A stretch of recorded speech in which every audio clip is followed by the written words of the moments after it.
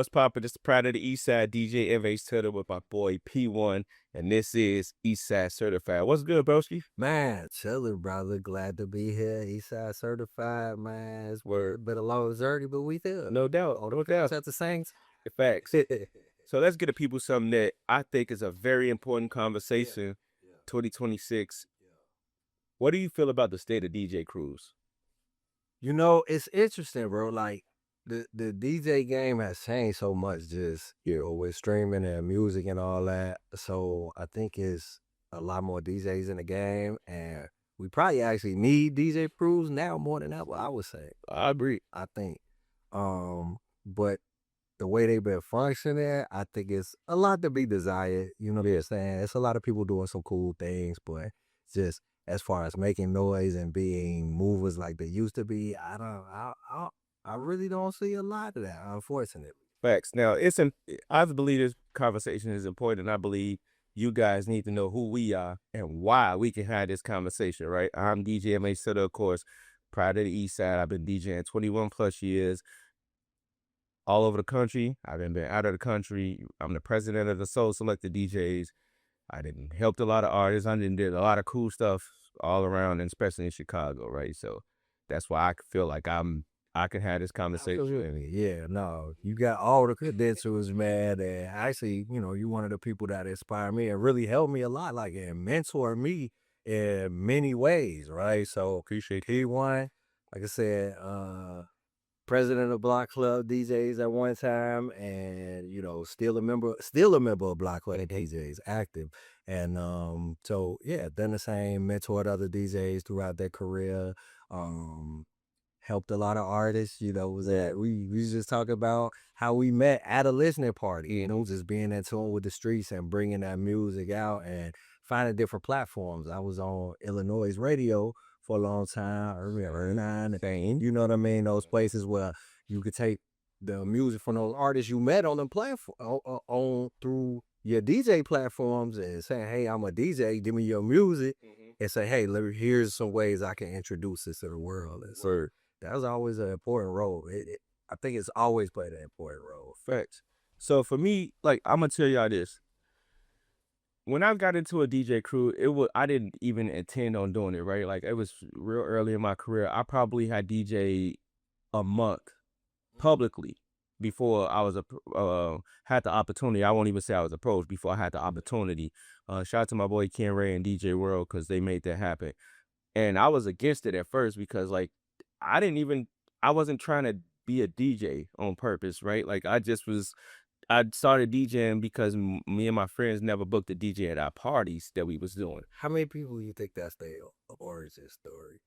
I'm not sure. Probably a few. You got it? Probably, yeah. Like I did, like, wake up and, well, I did wake up and say I want to be a DJ, but, like, I didn't never intend on going, like, outside and DJing and going to Greece or going to Spain, and DJing. Like, that wasn't my motive, rather. So when I got in the crew, well, when I got introduced to the president, DJ World, shout out to World, that's my boy, one of my mentors, one of the realest DJs in the world, right? And he took me very young, very raw. I ain't have a lot of talent as far as, like, technique, rather. I won't say talent. I ain't have a lot of technique, but World took me under his wing. Introduced me to the Soul Selected DJs. Yeah. My very first listening party I went to was for Al B. Sure, right? Okay, that's heavy. That's it, right? Like, I'm out the gate, like, maybe 2 weeks in, like, hey, we got a listening party with Al B. Sure. We need you to pull up. It's like a meet and greet. And I'm like, what? Like, okay. Went, it was dope. Got to meet Al. Like, it was a good vibe, right? And so I got some of the I went through Gladiator School as a Soul Selected DJ. And what I mean by that is, like, they wasn't gonna let me, like, suck. I can't wear that logo and suck, right? So I had to learn. I had to get better. But when I say Gladiator School, it wasn't like I had to compete against these other DJs, but more so, like, they put me in a fire. Okay. Here's the fire. Good luck. Figure it out. Make it happen, though, right?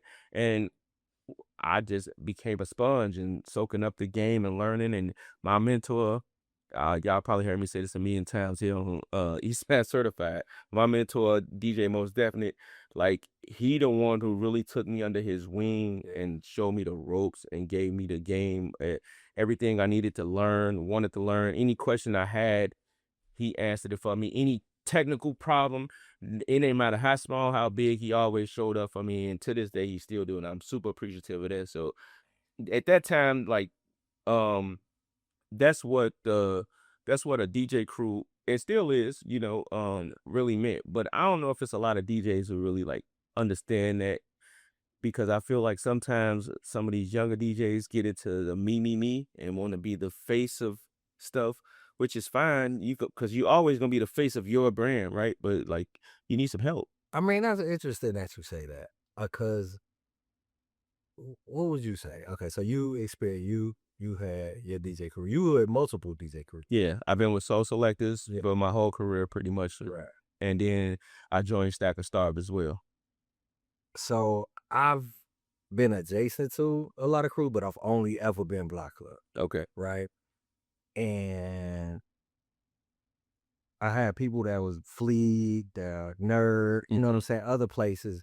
And one of the feelings that I got, like you said, we need that mentorship and we need, kind of that tribe. What do you think? Is it a controversial statement to say that a lot of DJ crews feel kind of top heavy from in terms of, like, you know what I'm saying? Like, the people up in the ranks are the people that can move the most things, and sometimes everybody else not necessarily working together. 100%. Okay. 100%. So that was not a unique experience. Yeah, no, I could see that. And I had this conversation a lot of times with my mentors to say, and because of course it's not their fault, right? But more so that I seen younger DJs get disgruntled, right? And I felt like this, and again, this might be why it worked for me. Yeah. You got to treat your crew like a record label. Okay.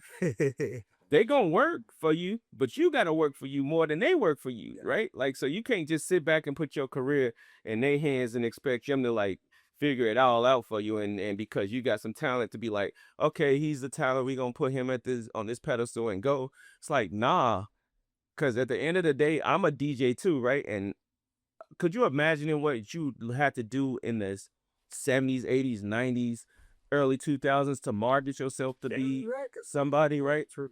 Even beyond carrying the records though, right? Like you have to be super talented, and then you have to have your niche that was gonna like, separate you from everybody else. Facts. So it was bigger than a talent, right? So I feel like some of these guys don't put in the work to get to where they trying to go. And also it's like you got to work within the work. Like, you ever heard the story of how Cameron took over the Rock? Nah.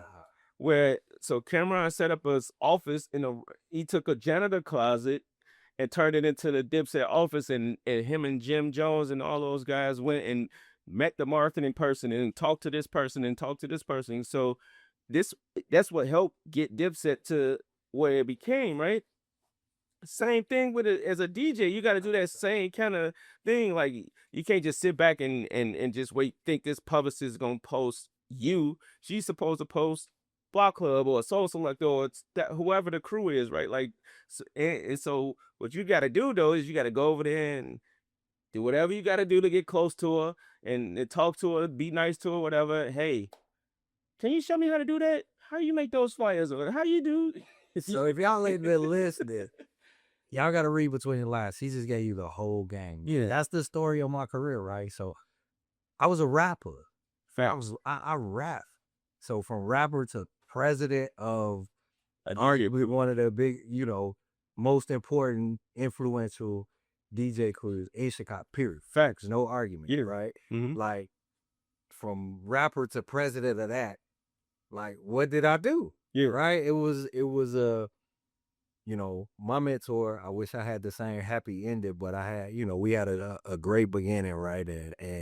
And working with my mentor and learning everything, being in the club, being in the trenches, right? Like, carrying equipment, setting up speakers. Hey, what this dude like hosting, driving and all that. All those things I did to stay close to the music and look over your shoulder. Oh, well, I see what's going on here. And, him even giving me an opportunity, Mhm. right? So we go through that phase. And then he was part of Block Club. So I'm like, what's I gotta be Block Club. Right. That's it. That's it. That's all, right? And so then I get to be a part of Block Club. And like he said, now what you gonna do? Now I'm in here. I gotta set up shop. Yeah. Right. So I immediately, you know, talking to DJ Sluggo, talking to, people like, hey, what opportunities can I get? Like, what do I need to do? What opportunities can I get? And it's just like, take the little slum job. All right, you the fifth opener, and this time you gotta be there 6 to 6:30. That's your slide, right? Like, it's crazy. I didn't even get my Block Club shirt. Like, DJ Sluggo forgot that he was like, uh, when you get to be Block Club, I was like, bro, you hired him to do the opening set. Like, what are we talking about? He was like, oh yeah, that's right. He gave my DJ bag at the, at our meet and greet, at Adriana. Shout out to Adriana. Oh, that was one of the first ones. Right? You know what I mean? Adriana, that's when I got blessed in the game. But it's like, you do have to find that way to, like, I think crews are great, but you have to make the crew work for you. Like, you have to use your leverage. Yeah, like you said it best, man. Like, how do you leverage that? How do you set up shop and make it something that's beneficial to you? Like, you have to give to the organization, and the organization bless you too with 100%. with the name recognition. Because it's a lot of stuff that come with it, right? You're gonna DJ for free, right? But you're trying to get you building a crew, and you trying to get your weight up, right? Like, for me, these guys are like superheroes, you know what I mean? And I'm For trying sure. to get to where they are, like, and I don't mean like I'm not good. I just know I can always there's room for improvement. Yeah. You know what I'm saying? So like these guys is like my big brothers who I feel like I wouldn't be where I'm at without them, honestly. So let me ask you this. So as it functions now, Yeah. 2026, right? Is it still a place for mentorship and peer? You know what I'm saying? Like, kind of having peers, like, yeah, because I know for a fact I call many DJs in Block Club, like, hey, can you help me with this? Can you help me with that? Right? Even as my career trajectory went up pretty quick, right? Like, Yeah. I took some sways that maybe not everybody would take. So No doubt. I've been fortunate in that regard. But it's like, yeah, I called it and relied on them, and from the top down, right? I'll call Slug. Hey, Sluggo, I need this. 100%. Can you do that? So, and the artists, all of that, like, you utilizing every aspect of that. So in 2026, what do you think is most beneficial? Like, how do you get the most benefit out of a DJ crew in 2026? I think right now, DJ crew wise, like we we need it more than ever, like you said in the beginning, right? And we need it more than ever because I feel like it can help with a lot of stuff. It can help with pay. It can help with mentorship. Another show. It can right. It can help with more camaraderie. It can help with a lot of stuff. It just depends on where you are and your ego, right? Like, because your ego gonna get in the way of a lot of stuff. It's gonna get in the way if you let it, right? Because you always gonna feel like you bigger than a program. Like, man, I'm doing this and I'm doing this by myself. Why I need it, right? But at the same time, what you doing is helping elevate the crew. You should. It should be as well as you like just putting in the time. So especially for a young DJ, I would advise you find a dope crew. Every crew ain't for everybody, right? And crews ain't for everybody. It's like having a team. It's always gonna be somebody. Somebody could come and disrupt the chemistry if they ain't the right fit, right? So Okay. when they ain't the right fit, you just gotta let them go. And if they are the right fit, then they here to help build, then so be it. So a lot of the crews, you just made me think about something. So a lot of the crews came out of that kind of gang era, right? Facts. So what I'm seeing now, like, the crew, we still out here, we For still sure. around. But I'm seeing a change. I think I'm seeing it more like how the streets is now. Like I think it's a reflexive, Yeah. whether good or bad or whatever. Mhm. I'm not gonna make no judgment on that, but I see a lot of collectives that's just kind of coming together and doing some of the things that we said, but a little less formally. So Yeah. shout out to Redmo and Soul, like they doing some amazing things, and we've been talking about that, at a separate time. But it's like it's not a crew per se, Okay. but it's like a collective of people that just have similar interests. And I think that's a cool model, like Word. going forward and you know what I'm saying, getting those connections and bridging that gap. It's something like a crew. I don't know, you Yeah. know what I mean? But yeah. I get it. Well, Now, I remember it was a time where, because I guess we could go into a little bit about the state of the DJ and why, again, why the crew is so relevant. Because, like, do you remember it was a time where you knew who was a part of what crew because they was wearing the jackets and the shirts and the whatever, and they was representing. And when you went to the club, you heard those tags, like, whether it was Soul Selector, whether it was Dapper Star, whether it was Block Club. when Like, y'all edit this, man, we better put listen, Block Club drop it in the edit. It's Block right Club here. DJs, listen. DJs, Block Club did not play. I love Sluggo. That's Big Bro. Like Sluggo is my boy. Like from day one, the first day I ever met Sluggo, we been like this, right? Like, and he was trying to get me to drop it. right? he been trying to get me to come. He like, man, when you coming home? Like Sluggo, I'm saying I'm already a Soul Selected, bro. But you my boy. So, but every time I called him, he always helped me with same thing, conversation wise, and everything, right? But so I've been mentoring DJs for as long as I've been getting mentored, pretty much, right? So how do you feel about mentorship when it comes to DJs? Like, do you feel like up and coming DJs, do you think they should reach out to us more, or do you feel like we should go and like, hey man, I see what you're doing, let me help you? Like, how do you feel like we should go about approaching mentorship? Both and right, like I'm active. I'm out here in these streets. Like I'm out here working with a lot of organizations and kids that's coming up. And so, I've been blessed to be proactive and reaching out to folks. But I think the most value you'll get is the people that's hungry. I mean, you got to think about it, bro. Like, even at a state where I was signing up for the battle, you were a champion in the battle. Mhm. And I said, you know what? He won the battle. DJ MH2DA was one of the winners of the battle. Let me go sit down with him and talk to him. Like, how did you win this battle? And I did the same thing with Gemini. We sat down, me and Gemini sat down, you know what I'm saying, at a bar and discussing the same thing. I'm like, I need so like, how does that feel from the standpoint of me coming to you? At that point, I had a name, but not really. You did have a name. Like, first of all, I was honored and I appreciate you coming to holler at me, right? Like, And I feel like you gave me more access because of that. Like I didn't feel like, I don't think you would have reached out to me per se, but like, hey P, I could tell you how to win. I probably wouldn't have.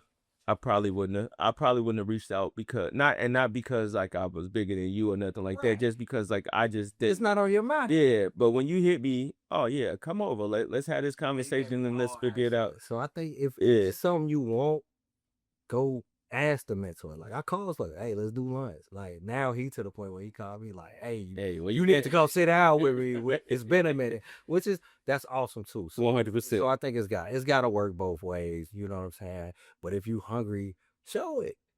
Like don't sit back and the closed mouth don't get fed. So Facts. if you need some help and you want some help, go out and ask for it. We like to give it. I promise you. I said give you advice. I think. You know what I'm saying? But Yeah, listen, if I can help you, I will. Like, what's up? all you young DJs up and coming, and you trying to figure it out. You trying to figure out what your next goal is, or how to get to this next level because you don't know, and you've been trying to do things, and you just feel like you're on this hamster wheel. Reach out. Holla Eastside, so We got you. DJ MH2DA P1.